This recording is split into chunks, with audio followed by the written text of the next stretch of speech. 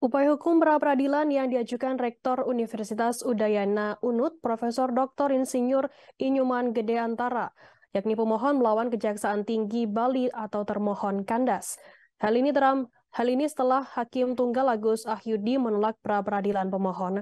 Amar putusan telah diputus oleh Hakim Tunggal tersebut dalam sidang yang digelar di Pengadilan Negeri pada Selasa 2 Mei 2023. Dalam amar putusannya, Hakim Agus Ahyudi mengurai sejumlah pertimbangan.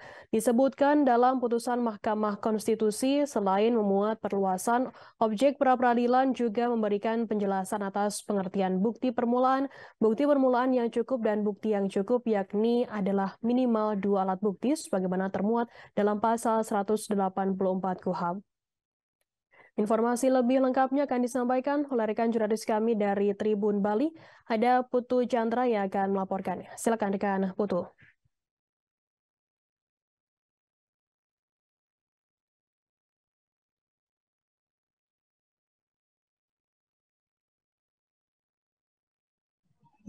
Halo, selamat sore Firda. Ya. Dapat saya sampaikan bahwa barusan telah dilaksanakan sidang putusan pra-peradilan terhadap Profesor Antara, yakni Rektor Universitas Udayana melawan Kejaksaan Tinggi Denpasar terkait dengan penetapan tersangka untuk kasus SPI Mandiri UNUD, di mana dalam putusannya Majelis Hakim Tunggal Agus Ahyudi telah memutuskan bahwa pra-peradilan yang diajukan oleh Prof. Antara melalui tim kuasa hukumnya ditolak, di mana Majelis Hakim dalam amar putusannya menyatakan sejumlah pertimbangan untuk penolakan pra-peradilan yang diajukan oleh Prof. Antara. Di antara lainnya, Hakim menyatakan bahwa alat bukti yang diajukan oleh tim Kejaksaan Tinggi Bali telah sah, di mana Kejaksaan Kejati Bali sendiri dalam pra-peradilan kemarin telah mengajukan 3 alat bukti, ada bukti surat, keterangan saksi-saksi, dan ahli, di mana dari ketiga bukti tersebut dinyatakan oleh Hakim telah sah. Di mana dalam kasus korupsi sendiri, alat bukti yang dibutuhkan, yang disyaratkan sendiri adalah minimal 2 alat bukti.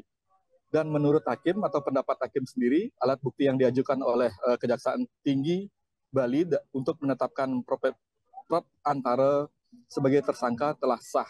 Begitu, Firda. Baik, terima kasih rekan Putu Chandra dari Tribun Bali atas laporan Anda. Selamat bertugas kembali. Tribuners, akan kami tampilkan berikut tanggapan dari tim kuasa hukum UNUD, Gede Pasek Suardika. Berikut liputan untuk Anda. Ya, bisa juga direkomendasikan sesuai Undang-Undang Administrasi Pemerintahan, di mana kemudian dia pakai APIP. Jadi masih banyak pintu sebenarnya. Kami yakin Kejati Bali yang hari ini cukup intelektual. Saya dapat referensi banyak teman-teman di Jakarta mengatakan dia orang intelek.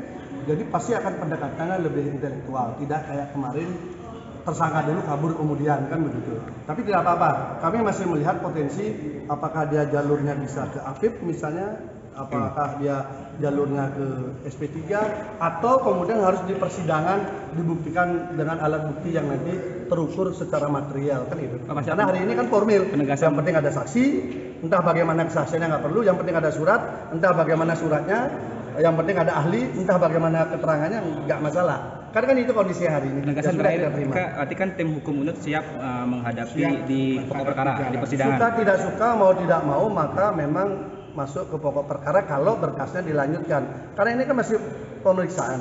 Di pemeriksaan bisa saja berkembang. Ternyata hasil audit tidak ditemukan yang angka 300 miliar itu, tidak ditemukan yang 105 miliar itu. Akhirnya kemudian DSP3 kan bisa saja. Bisa juga yang kedua yang saya katakan. Terima kasih sudah nonton. Jangan lupa like, subscribe, dan share ya.